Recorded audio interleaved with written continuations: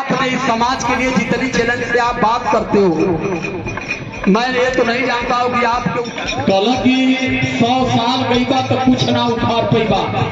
हम कहीं पगला पंडित 10 साल जी जाए तो तुम्हारी शिक्षा दी की तैयारी करते हो यहाँ। हम जब गुरु बना लिए तुम्हें सब कुछ 1000 महार पेशवाइयों को ऐसा गाजर की तरह करते हो। मैं ये तो नहीं जानता हूँ। चैलेंज कर रहे हो, तुम्हारे पास 52 हाथ गोल है। एक थोड़ा कला हिंदू वाहिनी आवत से मिले हम कहीं भेजा जो भी विद्वान वक्ता माने से कानपुर से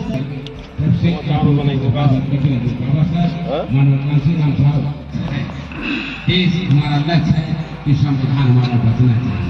हमारे 3 जनवरी है और शिक्षा की देवी माता सावित्रीबाई फुले का जन्मदिन है और इस जन्मदिन को ओबीसी समाज ने बहुत धूमधाम से मनाया। और हमारे साथ कुछ लोग हैं और हम उनसे जानने की कोशिश करेंगे कि आखिर में ओबीसी समाज बढ़ चढ़ करके हिस्सा लिया और इस जन्मदिन को अब तरीके से मनाया गया।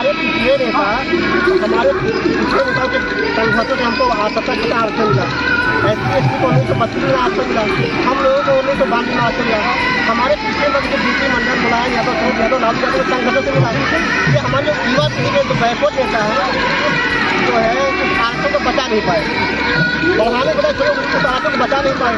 तो अब ऐसा लग रहा है कि हमको नेताओं का ना होकर हमारी जनता हम लोग क्रांति पर करेंगे पिछड़ों के आरक्षण। आज कोर्ट भी देखिए संविधान तो देश है, संविधान देश है और कोर्ट भी एक न्यायालय भी संविधान का एक अंग है। संविधान का एक अंग न्यायालय का जज है।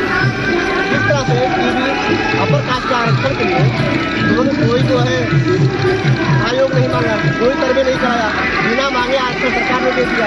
मामला कोर्ट में गया, कोर्ट ने कोई दस्तावेज नहीं मांगा, कोई आयोग नहीं गठित किया, दे दिया आरक्षण।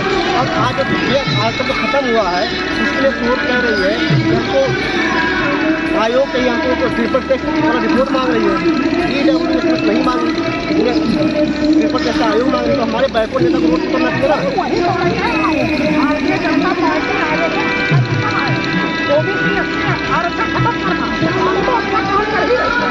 हमारा कहने का मतलब है कि ओबीसी के समाज के लोग चाहे वो भाजपा में बैठे हों, चाहे सत्ता में बैठे हों, चाहे सत्ता में बैठे हों, पूरे भारत में ओबीसी के नेता कोई रोड पे निकला क्या काम है आगे वो काम बैठे हैं, क्या काम है हमको जब वोट देना होगा तो हम ओबीसी का आज लोग जाए तो कहाँ जाए। यही नरेंद्र मोदी जब चुनाव था तो कहते थे कि हमारी जात छोटी है, हम कितनी जात के हैं। और प्रधानमंत्री बनने के बाद 314 IAS अफसरों को 314 बैकवर्डों को IAS बनने से रोक दिया। 2016 में क्रीमिलियर के नाम से। तो ये पिछले समाज में वोट मांगते हैं, अपना खुद बनने के बाद हमारे बैकवर्डों का जो है अहित करते हैं। तो ये लोग देखिए तो हम किसके पास जाए। तो आप 2014 में वहाँ 2016 में 115 IAS टीचर को बना दिया। हम 2022 में हम लोग अब जो है नेताओं के सहारे अब नहीं रहेंगे। अब हम लोग आम देश की हमारे देश की जनता पूरा समाज वोट पर क्रांति करेगा, जन संघर्ष करेगा। अब नेता सारे हम लोग बहुत रहे थे, देखते हैं ये खड़े हो जाइए, कोई कोई करते हैं रोड पर आइए भैया, आप आइए, हम लोग जानने में तैयार हैं। नेताओं के बच्चे ऑस्ट्रेलिया अमेरिका लंदन में पढ़ रहे हैं और ओबीसी वोटों से लेकर उनके बच्चे अमेरिका ऑस्ट्रेलिया पढ़ रहे हैं। आज के बच्चे सरकारी में नहीं पढ़ रहे हैं। आपके पास जनसंख्या नहीं है, आपके पास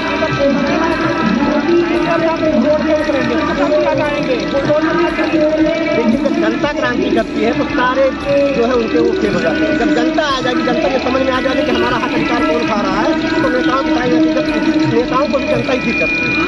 नेताओं को जनता ही ठीक करती है। जैसे आप उनका देख लीजिए, अभी तक वहाँ के लोग कहते बहुत अच्छी सरकार है, बहुत अच्छी सरकार है। जब सरकार लॉलीपॉप देती थी, क्या बोलती थी, हिंदू का लॉलीपॉप दे रही थी श्रीलंका में, वही लॉलीपॉप यहाँ पे दिया जा रहा है। तो आदमी अंधभक्त है, जब वो समझेगा कि यार हम तो अभी देखिए पिछले 67 सालों में सब सरकारों ने लगभग 55 लाख करोड़ रुपया लोन लिया था। ये 8 साल में 85 लाख करोड़ रुपया लोन ले लिए। पैसा कहाँ गया? ओबीसी सबसे बड़ा हिंदू है, ओबीसी ज़्यादा देता है। इसको लेकर के क्या रणनीति है आपका? नेता आपके पास संख्या नहीं है, आपके पास सारा ऐसी है कि हम लोग 60% की संख्या में है। कभी बना दिए, कभी उत्तर प्रदेश में पूर्ण बहुमत है और के बाद पूर्ण बहुमत है 2024 की बात। भैया सुनील भार्गव जी, सुनील राठौर जी, आज माता सावित्रीबाई फुले का जन्मदिन है, क्या कहेंगे आप लोग आए? समाज का नेतृत्व भीम आर्मी में कर रहा हूँ। मेरा नाम सुनील राठौर, भीम आर्मी लखनऊ मंडल सीतापुर मेरा निवास है। मैं बलरामपुर की धरती पर आया हुआ था सावित्रीबाई फुले जी के लिए। मैं ओबीसी समाज का नेतृत्व में कर रहा हूँ। उसके आधार पर मैंने देखा कि गांव-गांव की जो स्थितियाँ हैं पिछड़े समाज को आज 2014 के बाद और इससे पहले कांग्रेस जो सरकार रही या अन्य सरकार रही है, पिछड़े समाज को इतना ज़्यादा ठगा गया है, इतना ज़्यादा भुला गया है कि आज वो अपने आप को इतना कट्टरता से रूप में रख रहा है। टावर वो ढोने जा रहे हैं और मंदिरों के बाहर लाइन लगा के वो लोग काम कर रहे हैं। तो मैंने इस चीज़ को महसूस किया है कि आपका जो हक अधिकार है वो इसी तरीके से निरंतर किया जा रहा है कि आपको संविधान से दूर किया गया है। तो मेरा कहना ओबीसी समाज का के लिए यही है, जितनी भी जनजातियाँ हैं ओबीसी समाज में जितनी जातियों में इन्होंने बांट रखा है। बांट तो इन्होंने 6,000 में रखा है, लेकिन वो इतने होशियार हैं कि ऊँचे नीचे के आधार पर कि हम जो है आज SC हो ST हो ओबीसी में बहुत सी जातियाँ जिसमें हम खाना नहीं खा सकते।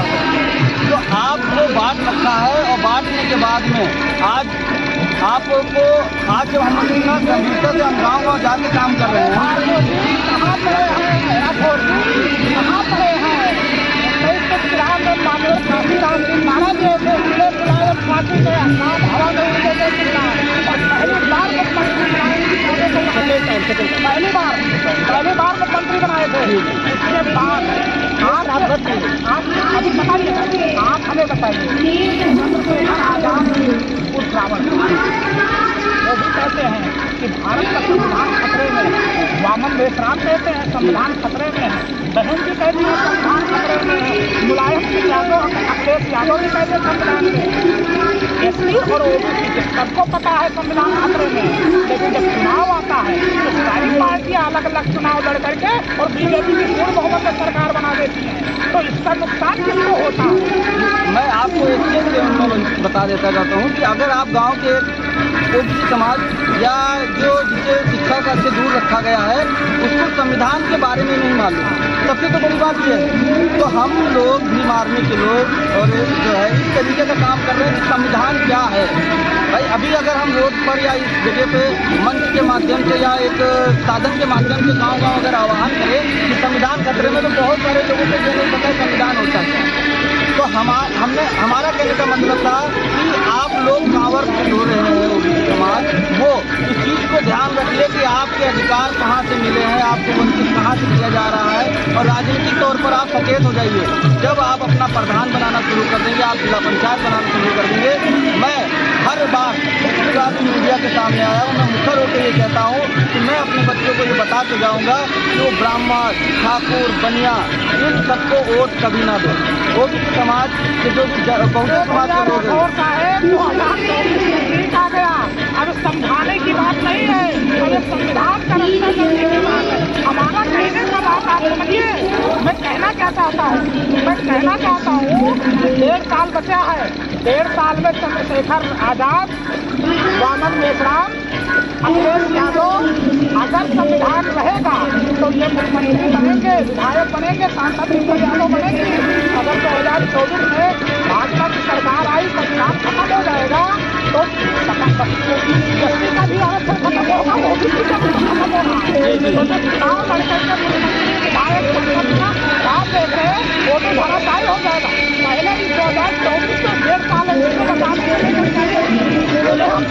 हम लोग गाँव जा रहे भीम आर्मी पाठशाला के माध्यम से उनके परिवार के लोगों के साथ बैठकर बच्चों को यही बताने का काम कर रहे हैं कि आपको संविधान के बारे में जानिए, और उसकी लड़ाई जब हम लोग SC ST OBC माइनॉरिटी के लोग सब लोग एक साथ जब लड़ने के लिए उतरेंगे और इस मनवादी सरकार को जो RSS और भाजपा के चलाने वाले जो पीछे मनवादी लोग हैं उनको इस बात को डर है कि अगर ये लोग संगठित हो गए, जातियों को चंद्रशेखर भाई ने अभी हाल ही में एक नारा दिया था, जाति तोड़ो समाज उसको हम लोग गांव-गांव पहुंचाने का काम कर रहे हैं। चंद्रशेखर भाई मान्यवर काशीराम को अपना गुरु रहबर मानकर हम लोग पचासी जोड़ने का काम कर रहे हैं। निरंतर ये काम जारी है और जिस टाइम अगर लग रहा है कि चंद्रशेखर भाई और जो चीज़ें हैं आज के आने वाले समय में जो संविधान के उलट के काम सरकार कर रही है, आरक्षण छीनने का काम कर रही है, उसके लिए निरंतर प्रयास जारी है। और जिस दिन चंद्रशेखर भाई आह्वान कर रही है पूरा देश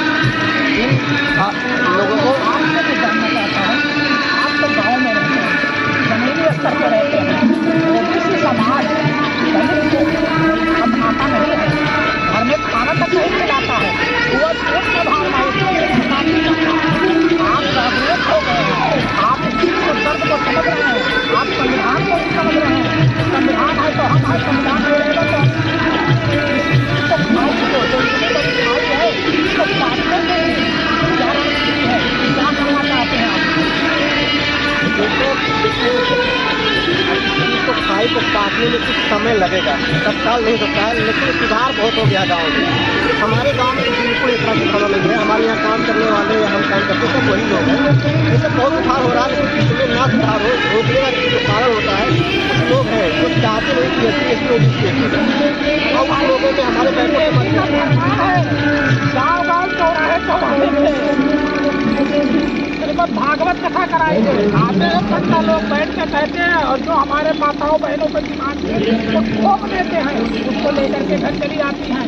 हमारा कहने का मतलब एक ही है कि आपने शिक्षा किसी भी घर का आज माता सावित्रीबाई फुले का जन्मदिन है, किसी भी घर का जब काम होता है जब आज महिलाएं जागरूक होती हैं, महिला जागरूक होगी तो कई पीढ़ियाँ जागरूक हो जाती हैं। उस चीज़ को कैसे क्या करेंगे? पिछले कई सालों से हमारा जिला परिषद गाँव में संविधान जागरूकता कार्यक्रम लगभग ये तो रजिस्टर हुआ, मतलब ये संगठन मतलब 2016 से काम कर रहा है, लेकिन 2 साल से आज हम लोग काम कर रहे हैं। और कुछ संविधान में हमें ज़्यादातर महिलाओं की दी जाती है, उनको बैठा अभी जब चल रहा था तो रोजा भी था और नवरात्र भी था। तो हमने कहा ये बताइए आप, अच्छा मुस्लिम महिलाएं भी थी, तो हमने कहा बताइए आप जो है रोजा रखती हैं और आप नवरात्र उपवास हैं, आप बताइए अपने घर में क्या उस मंदिर की मुख्य पुजारी बन सकती हैं? नहीं। हमने कहा आप SDM बन सकती है, महिला विधायक बनी, आपके यहाँ की महिला विधायक है जानती हैं? कहीं हाँ। हमने कहा वो महिला विधायक वो क्या वो अपने जो होता नहीं मौलाना बन सकती है? नहीं बन सकती है।